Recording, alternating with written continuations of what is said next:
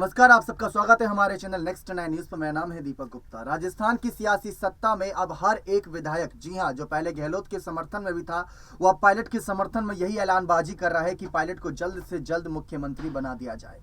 और महिला विधायकों का कदम जो उठाया है उन्होंने, वो सुनकर आप सब भी दंग रह जाएंगे। ये आज की खबर नहीं, जब 25 सितंबर को बड़ी बैठक होनी थी, उस बैठक का बहिष्कार किया गया। फिर 29 सितंबर को सोनिया गांधी ने गहलोत और पायलट दोनों से अलग अलग बातचीत करी। फिर हमने देखा किस तरीके से मल्लिकार्जुन खड़गे नए अध्यक्ष के तौर पर आए, तो मामला वहीं का वहीं रह गया। और उसके बाद पायलट और गहलोत दोनों को खुला छोड़ दिया गया। दोनों एक दूसरे के खिलाफ खूब बयानबाजी करते नजर आए। पायलट को खड़गे का साथ तो मिल गया, लेकिन खड़गे के साथ गहलोत क्यों जाएंगे? क्योंकि अगर खड़गे अध्यक्ष बने हैं तो गहलोत की ही मेहरबानी है।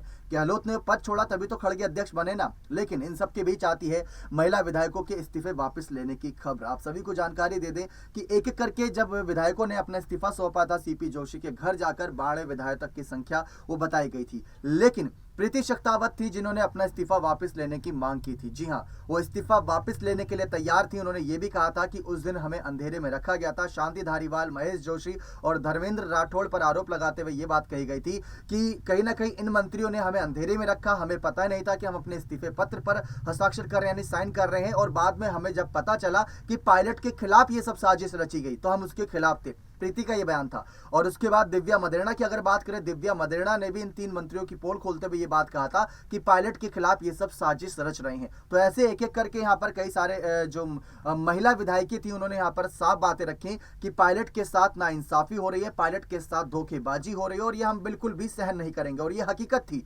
पायलट के समर्थन में सबने अपना अपना फैसला सुनाया था। हर कोई यहाँ पर पायलट के समर्थन में नजर आ रहा था। लेकिन एक सोचने वाली बात यह थी कि अगर ये लोग तैयार हो गए अपना इस्तीफा वापस लेने को, तो बाकी जो विधायक थे वो क्यों नहीं सामने आए? क्योंकि सीपी जोशी पर अब दबाव बनाया जा रहा है कि जिन विधायकों ने इस्तीफा दिया था उन विधायकों के इस्तीफे पर मुहर लगाकर सरकार को अल्पमत में साबित कर दें। लेकिन इसी के साथ साथ ये भी बातें की जा रही थी कि अगर सरकार अल्पमत में आती है तो कांग्रेस की जो 2 राज्यों में सरकार बची है, अब एक ही राज्य में बचेगी। और पायलट ये बिल्कुल नहीं चाहते। पायलट इसी वजह से खामोश है। जो बोला जा रहा है उनके लिए गद्दार जैसे शब्दों का इस्तेमाल किया जा रहा है, उस मामले पर भी ज्यादा खुलकर नहीं बोल रहे।